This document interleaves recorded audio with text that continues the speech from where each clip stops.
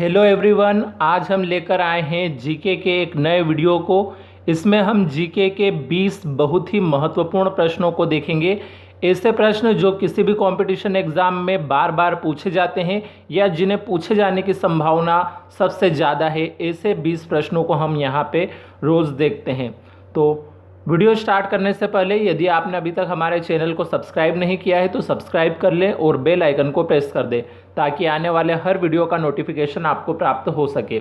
और वीडियो को अधिक से अधिक लाइक एवं शेयर जरूर करें। और अगर आपने अभी तक हमारे पिछले वीडियो नहीं देखे हैं जीके के, तो डिस्क्रिप्शन में जीके के जो वीडियो की प्लेलिस्ट है उसकी लिंक दी गई है, वहाँ से आप वो सारे वीडियो देख सकते हैं। और साथ ही में हमने रीजनिंग के भी वीडियो की एक सीरीज शुरू कर रखी है, तो अगर आप रीजनिंग की भी तैयारी करना चाहते हैं तो उसकी भी लिंक डिस्क्रिप्शन में आपको मिल जाएगी, तो वो भी आप वहाँ से देख सकते हैं। यानी कि आप जीके और रीजनिंग दोनों ही सब्जेक्ट की तैयारी हमारे यूट्यूब चैनल से अच्छे से कर सकते हैं। तो शुरू करते हैं हमारा ये वीडियो।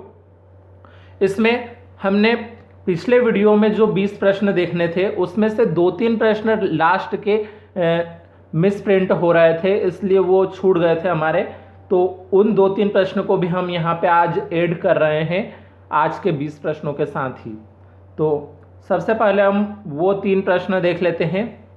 उसमें पहला प्रश्न है, निम्नलिखित युग्मों पर विचार कीजिए। इसमें सहायक नदियाँ दी थी एक तरफ और एक तरफ है मुख्य नदी। तो सहायक नदी में चंबल है, सोन है और मानस है, और मुख्य नदी में नर्मदा, यमुना और ब्रह्मपुत्र है। तो उपरोक्त युग्मों में से कौन सा सुमेलित है, यानी कि कौन सा युग्म सही से मिलान किया हुआ है, वो हमें यहाँ पे बताना है। तो 4 ऑप्शन हमारे पास दिए हैं, 1 2 3, 1 2 2 3 और केवल 3। तो इसका जो सही आंसर है वो ऑप्शन नंबर डी है, यानी कि केवल 3। तो ये जो तीसरा वाला जो जोड़ा है मानस और ब्रह्मपुत्र का, ये सही मिला हुआ है। बाकी चंबल का नर्मदा से और सोन का यमुना से ये सही मिलान नहीं है। तो ये प्रश्न हमारा कंप्लीट हुआ। अगला प्रश्न अब हमारे पास यहाँ पे दिया है, निम्नलिखित कथनों में से कौन सा एक सही नहीं है। तो कौन सा कथन सही नहीं है, गलत है, वो हमें बताना है। तो कर्णफूली नदी का उद्गम मेघालय में होता है और वह बांग्लादेश में जा बहती है। दूसरा ऑप्शन है, साबरमती नदी का उद्गम राजस्थान में होता है और वह खंबात की खाड़ी में जा बहती है। तीसरा ऑप्शन है, घाघरा नदी का उद्गम तिब्बत में होता है और वह नेपाल से होकर भारत में प्रवेश करती है। और चौथा ऑप्शन है, झेलम नदी का उद्गम कश्मीर में होता है और वह पीर पंजाल से होकर पाकिस्तान में प्रवेश करती है। तो इन 4 ऑप्शन में से जो ऑप्शन नंबर ए है, यानी कि कर्णफूली नदी का उद्गम मेघालय में होता है और वह बांग्लादेश में जा बहती है, ये कथन सही नहीं है। तो ये सही नहीं है, यानी कि हमारा ऑप्शन यही सही हुआ। तो ये ऑप्शन सही है लेकिन ये कथन सही नहीं है। अब देखते हैं हम अगला प्रश्न। अगला प्रश्न हमारे पास दिया है, निम्नलिखित नदियों में से किस एक का जल ग्रहण क्षेत्र अधिकतम है। तो 4 ऑप्शन दिए हैं, कावेरी, कृष्णा, महानदी या नर्मदा। तो इसमें आपका ऑप्शन नंबर बी यानी कि कृष्णा नदी राइट आंसर हो जाएगा। तो ये हमारा जो प्रश्न थे, 3 प्रश्न पिछले वीडियो में जो छूट गए थे वो हमने देखे। अब आज के 20 प्रश्न हम देखने वाले हैं। तो इसका आज के प्रश्न का पहला प्रश्न जो है हमारे पास वो है, सुमेलित कीजिए। तो इसमें एक तरफ तो संगम का नाम दिया है और दूसरी तरफ अलकनंदा के साथ मिलने वाली नदी दी है। तो अलकनंदा के साथ मिलने वाली नदी का कौन सा संगम है वो यहाँ पे हमें सही से बताना है, मतलब सही मिलान करके बताना है। तो यहाँ हमें जोड़ी रूप में मिलाना है इसे। तो संगम के नाम में क्या क्या दिया है, विष्णु प्रयाग, कर्ण प्रयाग, रुद्र प्रयाग, देव प्रयाग। और अलकनंदा के साथ मिलने वाली नदियों में भागीरथी, मंदाकिनी, पिंडर और धौली गंगा। तो इसमें सबसे पहले मैं आपको इसका आंसर बता देता हूँ। ऑप्शन नंबर डी जो है इसका राइट आंसर है।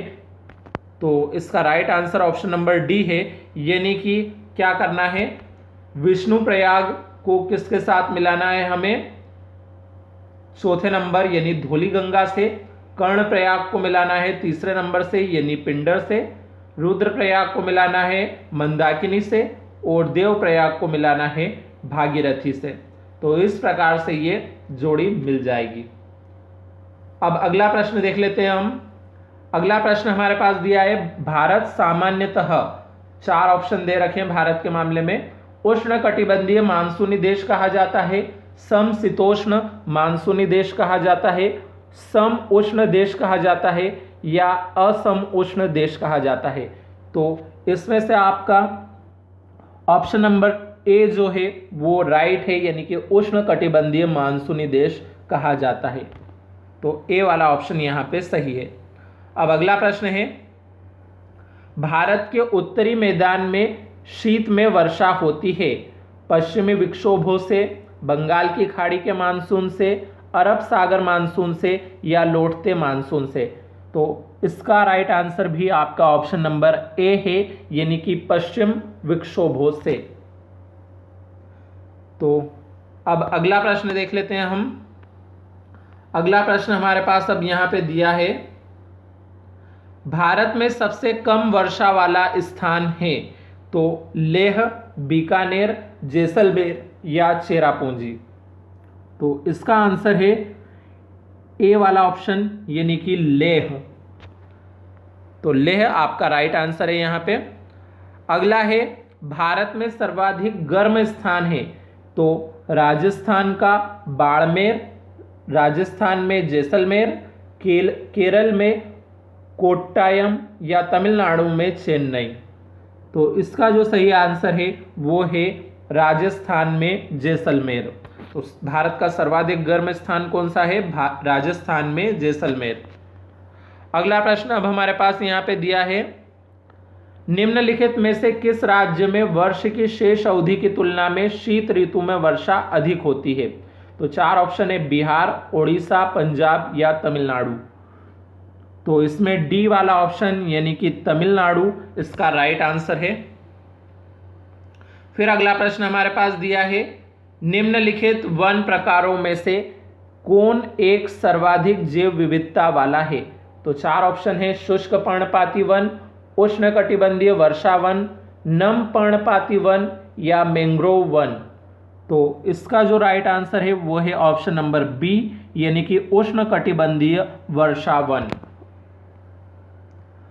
अब अगला प्रश्न है हमारे पास, भारत का वह कौन सा राज्य है जिसका वन आच्छादित क्षेत्रफल सर्वाधिक है। तो 4 ऑप्शन है, मध्य प्रदेश, पश्चिम बंगाल, केरल या असम। तो इसका राइट आंसर ए वाला ऑप्शन है, यानी कि मध्य प्रदेश। अगला प्रश्न है अब हमारे पास, भारत में तापमान सर्वाधिक कब होता है। प्रातः लगभग 9 बजे, प्रातः लगभग 11 बजे, शायम लगभग 3 बजे या शायम लगभग 5 बजे। तो इसका जो राइट आंसर है वो है ऑप्शन नंबर सी, यानी कि शायम लगभग 3 बजे। अगला प्रश्न है हमारे पास अब, भारत के वन क्षेत्र में योगदान को सही अवरोही क्रम में चुनिए। तो भारत के वन क्षेत्र में जो योगदान है उसका सही अवरोही क्रम बताना है। अवरोही क्रम यानी कि घटता क्रम हमें यहाँ पे बताना है। तो सबसे पहले हमारे पास दिया है सघन वन, खुला वन, कच्छ वनस्पति, मैंग्रोव वन। अगला ऑप्शन दिया है खुला वन, सघन वन, कच्छ वनस्पति, मैंग्रोव वन। तीसरा ऑप्शन दिया है सघन वन, कच्छ वनस्पति, मैंग्रोव वन, खुला वन।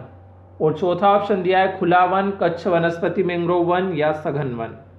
तो इन चारों ऑप्शन में से जो आपका ऑप्शन नंबर बी है वो यहाँ पे राइट आंसर है, यानी कि सबसे पहले खुला वन, उससे कम सघन वन, उससे कम कच्छ वनस्पति, मैंग्रोव वन। तो ये इसका सही क्रम है। अगला प्रश्न अब हमारे पास यहाँ पे दिया है, भारत में उपयुक्त पारिस्थितिक संतुलन बनाए रखने के लिए वनाच्छादन हेतु न्यूनतम संस्तुत भूमि क्षेत्र है। तो 4 ऑप्शन दिए हैं, 25%, 33%, 43% या 53%। तो इसका राइट आंसर है 33%, यानी कि बी वाला ऑप्शन यहां पे आपका बिल्कुल राइट है।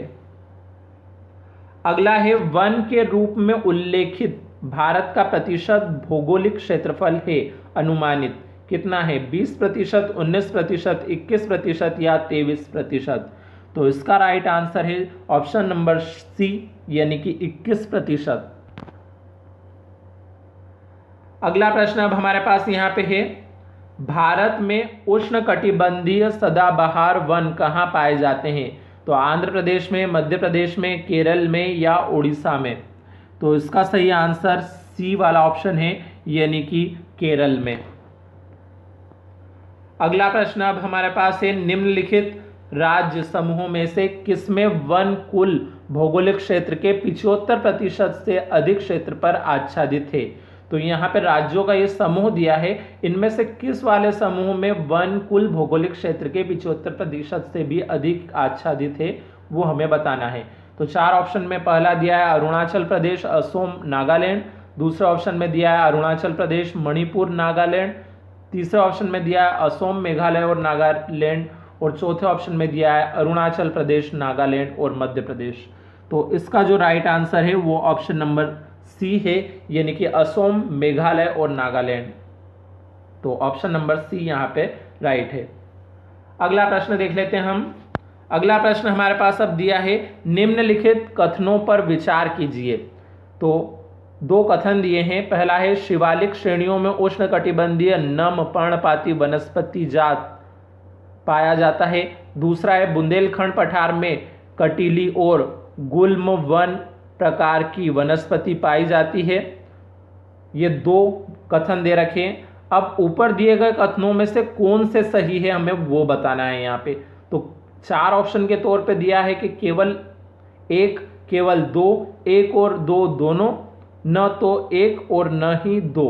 तो कौन सा ऑप्शन सही है? इसका जो ऑप्शन नंबर सी है, यानी कि 1 और 2 दोनों, ये दोनों के दोनों ही कथन सही है। तो शिवालिक श्रेणियों में उष्णकटिबंधीय नम पर्णपाती वनस्पति जात पाया जाता है और बुंदेलखंड पठार में कटीली और गुल्म वन प्रकार की वनस्पति पाई जाती है। ये दोनों ही कथन एकदम राइट है, इसलिए इसका कौन सा ऑप्शन सही हो जाएगा यहाँ? ऑप्शन नंबर सी, यानी कि 1 और 2 दोनों। अगला प्रश्न देख लेते हैं हम। अगला प्रश्न हमारे पास अब दिया है, हमारे देश के निम्नलिखित राज्यों में से किस राज्य में वन का सर्वाधिक क्षेत्र है? तो केरल, उत्तर प्रदेश, राजस्थान या मेघालय? तो इसमें जो ऑप्शन नंबर डी है, यानी कि मेघालय, वो आपका एकदम राइट आंसर है।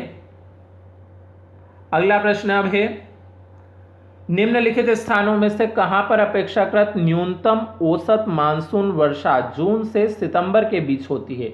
तो पूर्वी उत्तर प्रदेश में, दक्षिणी पश्चिम बंगाल में, पंजाब में या पश्चिमी उत्तर प्रदेश में?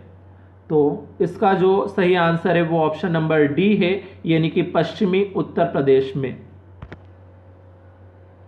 अगला प्रश्न अब हमारे पास है यहाँ पे। अगला प्रश्न, भारत के निम्नलिखित क्षेत्रों पर विचार कीजिए। तो पहला है पश्चिमी घाट, अरावली पर्वतमाला, पूर्वी हिमालय श्रेणियां। उपरोक्त में से कौन से जैव विविधता के प्रमुख स्थल है वो हमें यहाँ पे बताना है। तो 4 ऑप्शन के तौर पे दिए, केवल 1 और 3, 2 और 3 या 1, 2 और 3। तो इसका सही आंसर है ऑप्शन नंबर बी, यानी कि 1 और 3। तो ये जो यहाँ पे ऑप्शन नंबर बी है, 1 और 3, यानी कि पश्चिमी घाट और पूर्वी हिमालय श्रेणियां, ये जैव विविधता के प्रमुख स्थल है। अगला प्रश्न अब हमारे पास है यहाँ पे, काली मिट्टी का सबसे अधिक क्षेत्र है तमिलनाडु में, महाराष्ट्र में, मध्य प्रदेश में या राजस्थान में? तो इसका सही आंसर है ऑप्शन नंबर बी, यानी कि महाराष्ट्र में। अगला प्रश्न है, निम्न प्रकार की मिट्टियों में से कौन सी खाद्यान्न के लिए सर्वाधिक उपजाऊ है? तो 4 ऑप्शन है, काली मिट्टी, लाल मिट्टी, जलोढ़ मिट्टी या लेटराइट मिट्टी? तो इसका जो सही आंसर है वो है ऑप्शन नंबर सी, यानी कि जलोढ़ मिट्टी। तो जलोढ़ मिट्टी खाद्यान्न के लिए सर्वाधिक उपजाऊ होती है। तो इस प्रकार से ये आज हमने 20 प्रश्नों को देखा है। अब अगले प्रश्नों के लिए मिलते हैं अगले वीडियो में, तब तक के लिए धन्यवाद।